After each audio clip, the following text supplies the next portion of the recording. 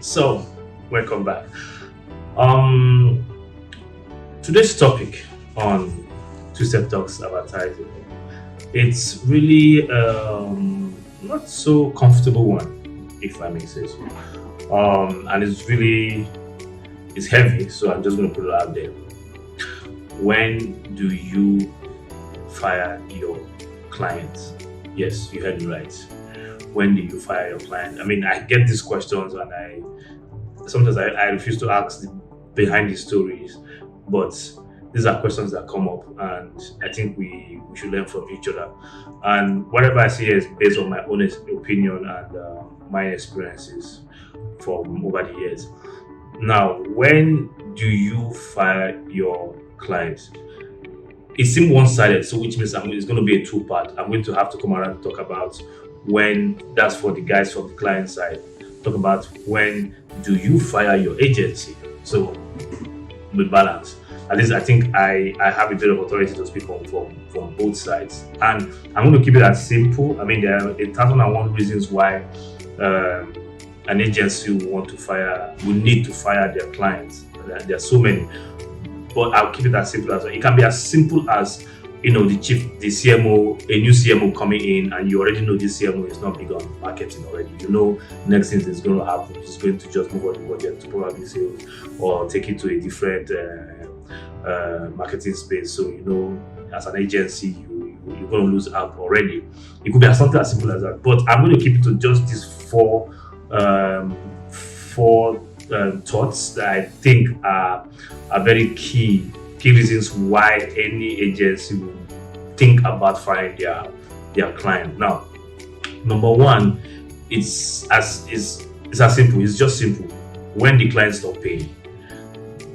Now, I say it's simple, but if you think about it, if a client stop paying you, it depends on how long the client stop paying before you take that very drastic decision, because it takes forever to get a client.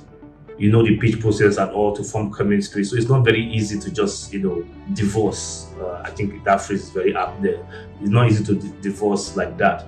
So I would say if the clients are paying for the past 2-3 months, you should start considering. I mean, why you wait for 2-3 months? Because businesses is funny, especially in Nigeria. They might not be doing well now, but they might pick up, and it's actually a very very good opportunity for you to show your loyalty and to gain favors with the client. And of course, the workload reduced during the time they're not paying you, so it's not as if there's so much pressure for you guys. But if you can keep up doing stuff for the client, keeping the account busy, when the client comes back, I'm sure definitely they understand it's going to keep your relationship longer, because you understand you're not just another agency, you're a partner. You understand their pain points. Another part is where I think, but after that, if you can't, and if the client is not still paying, you can let go. I think at that point it's justified, because you have salaries to pay. You have to move your resource to other businesses that are actually paying. Another reason under why when they are not paying, you should let them go. It's about when the client keep reducing their marketing budget. Now, it might not be anything malicious. It may just be the market forces. They have to reduce their marketing budget. But it depends on how sharp it goes and how often. If it continues dropping, you might start thinking of letting the client go. It might be either they're no longer interested in marketing, or they think the brand is a place, and some clients think like that. It's a place where they really don't need to spend so much on marketing. And let me explain something to you. The fact that the marketing budget is dropping does not mean that the scope of work is going to drop. It means you're going to have the same set of resource working on it. So that's definitely going to affect your cash flow. And you need to start considering at that point to have that conversation about, hey, it's really not working. And second reason is when the relation, and I think this is part of the reason why a lot of breakups happen.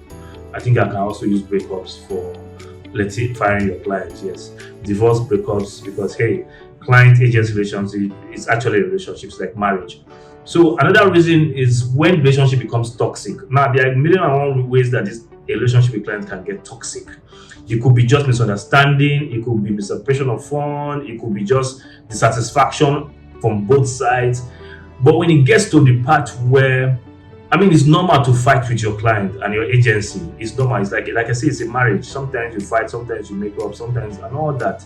it's things happen. But when it gets to a point where you guys can't stand the side of each other, you're sending hate mails to each other, you intentionally just mess each other up, you call each other out on calls, you insult each other verbally and all this. So it really gets messy, and you on the agency side, you start losing personnel. Probably because they don't like the way the client talks to them and all that. You start losing people, good people. You might start thinking about moving on. Because firstly, if you start fighting your client, they will not say good things about you out there. It will spoil your rep. They will definitely take for time for them to approve budget, it will affect your cash flow. And then you have people, you try to hire people to come in, they're like, oh, I don't want to work on that account and all that. You just usually it becomes very, very, very messy. Now there are ways that you can actually resolve this issue. I feel the go-to way for such things is that you have to take it a bit higher up. I mean, most businesses everybody has a boss. You need to take that conversation way above the level that it started. So there are neutral forces that can come in from both sides, serious leadership from both sides to come in and try to dilute the tension between these people. It might just be one or two people causing the whole madness, but if you take it out, then come back, bring in some senior people to come back in, have that discussion, see if it works. If it doesn't work, try again. And if it doesn't, I mean, it's not really not by force for a marriage to work. You have to let it go, because there's one thing that is going to suffer, which is the brand, and there's one thing that both parties are very passionate about, which is the brand. So for the sake of the brand, I think there should be a divorce, but not until after they've been trials to ensure that it comes in. Like I said, it's difficult to get clients, it's difficult to get agencies to form chemistry. You have to do your best to keep it going. Another reason, and a lot of people are not popular, this is not quite popular, it's when, and a lot of agencies don't spot this, when your client starts comparing you to another agency, saying, oh, why can't you do this like this agency? I mean, this agency, they did this agency, they did that. Why can't you? I mean, this is a client that used to be very happy with whatever you give them. And as an agency, you are expected to always upgrade your creativity or whatever you're putting forward, your service. And they start comparing you with this other agency. Oh, this agency did this agency. And you've tried, and before you know it, you start trying to do exactly what that agency does. You've lost yourself as an agency. Believe me, no two agencies are the same.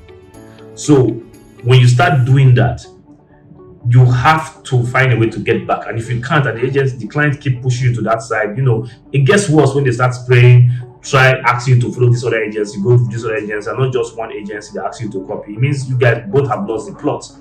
Chances that at some point they will let you go and go for one of those agencies they're talking about. So it's like a relationship. If the person you are married to keeps talking about, oh, you should have been like this person, oh, why can't you act like this person, why can't you buy flowers like this person, oh, why can't you buy me this, things like that. And you begin to wonder, okay, you saw this people before it came to me, why are you not complaining? It's stemming from somewhere. If you can resolve where it's coming from, fine. If you can't, I think it's just a ticking time bomb, and before it catch you unaware, I think you should start working on the divorce papers, basically. Another issue, this is quite sensitive, is the part about kickbacks.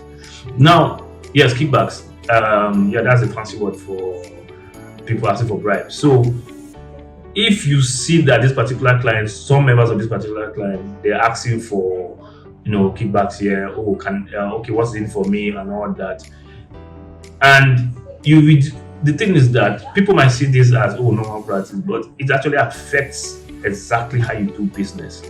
Now, a client that asks for kickback it's very difficult for that client to critique your work properly, because whether you like it or not, clients actually have a big role to play in developing brand communication. They have a big role. They are kind of, how would I put it, the check and balance. Agency will create. Agency has the passion to want to create, want to do big things and everything. Client is caution. Those are important things. But when the client is no longer looking at the work because he can't even have a say, because hey, he or she has been settled, it begins to affect your work as an agency. You think it makes things easy for you, but no, it's actually doing crap. So sometimes when you see some crappy work out there, did the client see this? You understand? A lot of things have gone down. They have lost the integrity to even say anything anymore. So I think for the sake of the brand, I think when things happen like that, if you can stop it, if you can prevent it, yes. Kickbacks, it has some very very serious implications, long-term implications. If you really sit back and think about it, if you've experienced it before, you always see it coming, and then you know how to deal with it. So like I said, there are several reasons why you should stop. Why you should know when to divorce a client. But these are my 4 reasons, and I think you can add yours to it. But in all, I believe that divorcing your client or firing your client is sensitive, is heavy. No one likes it. There's no celebration around it. It's lots of business, lots of a friend, lots of partnership, because it's lots of a good name and all that, or lots of opportunity. So as agencies, we always try to manage, do our best to keep it going. But if it's sinking you, I think you should bail out. So that's my summation for that. So next part, I'll be talking about when the client can fire their agency. I know a lot of my friends on the client side really want to hear about that, but it is what it is. All right, thank you very much. I'll see you next time on Twisted Talks Advertising. Thanks.